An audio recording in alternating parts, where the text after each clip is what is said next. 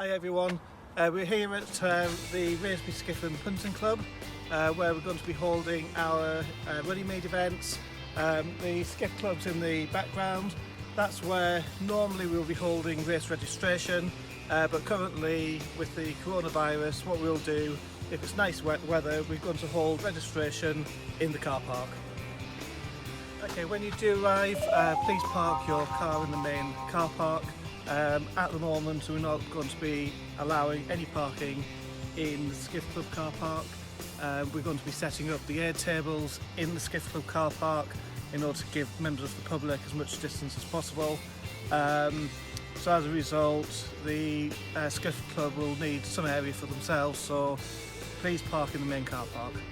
Okay, when we actually start, we're going to start and we're going to head down the river. So the river's going to be on your left hand side. We're going to start here and you'll be set off in your groups and you'll be heading down the river with the river on your left hand side. Okay, around about 0.6 of a mile you come to Bell Lock. I've just come through Bell Lock, but be careful through the lock gates. Again, it's very narrow as you go through the lock gates. So in this whole area, just be a little bit careful. On the other side is the Runnymede Hotel. It's unlikely there's going to be too many people milling around because of social distancing, but sometimes in the summer you do get quite a lot of people. You get weddings and so on, so just be careful as you go past the Runnymede Hotel. The Runnymede Hotel, you get another small narrow part which we just did, we've just gone through it, and then you go and you head underneath the M25, so that noise you see a truck going past, that noisy area, that's the M25, you go underneath the bridge. The M25, you come through a wooded section and there's a couple of bridges. This is one of them. You can see it's wooden bridge, so when it's wet it can become a little bit slippy, but other times it's fine. Again, it's a little bit narrow, so just be careful with your social distancing on the bridge and give way to members of the public. The woods, just be careful for normal hazards such as the roots. There's a few just before you get to everyone's favourite bridge on this course, which is just coming up in the distance. After around about 200-300 yards past the Humpback Bridge, you come to the turnaround point. If it's a weekend event, we can afford Turnaround Leon's fee, and what you'll do is you'll turn around, as his name is now, Turnaround Leon, and you'll head back in the opposite direction. On a weekday event, there'll be a sign here, at the weekend as well, but there'll be a sign here at a weekday, as long as no one's chucked in the river, that they tend to do every now and then in Staines. And then we're heading back up in the opposite direction, so you're going to have the river on the right hand side. After around about 3 miles you get back to the Skiff Club. It's not the end of the lap because we're going to continue straight on.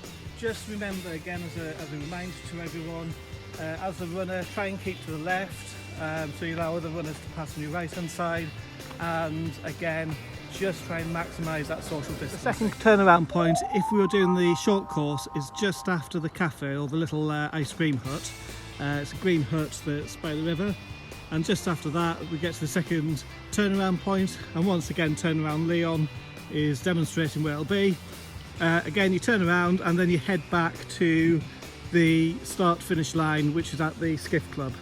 If we're doing the long course, we're going to continue on this path. We'll go past Her Majesty on your left hand side before continuing, and you'll be heading past the picnic tables and out of the Runnymede pleasure grounds, and you'll be heading along the path that goes out towards Old Windsor. If we're doing the long course, the second turnaround point is just before you go past the first large tree on your left hand side, and it's in line with a signpost. Okay, so it's the first tree, large tree on your left hand side. We will have a turnaround point sign. Leon unfortunately can't be in two places at once. He's not quite managed to master that skill, but we turn around and then we'll be heading back, and again this time the river will be on your left hand side. We're now back at the Skiff Club, which is the end of one lap. If it is the short course, it's 3.28 miles. So it's 4 laps for half, 8 laps for marathon, 9 laps for an ultra, and we'll have a 50k mark, which is down that way.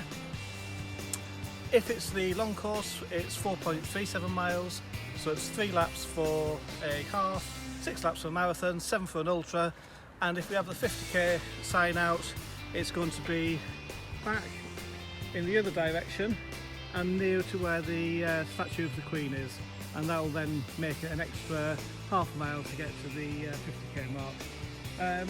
At the end of each lap, there's no wristbands at the moment. We will tap you on an app, so just to make sure that you shout out your number so that we're fully aware.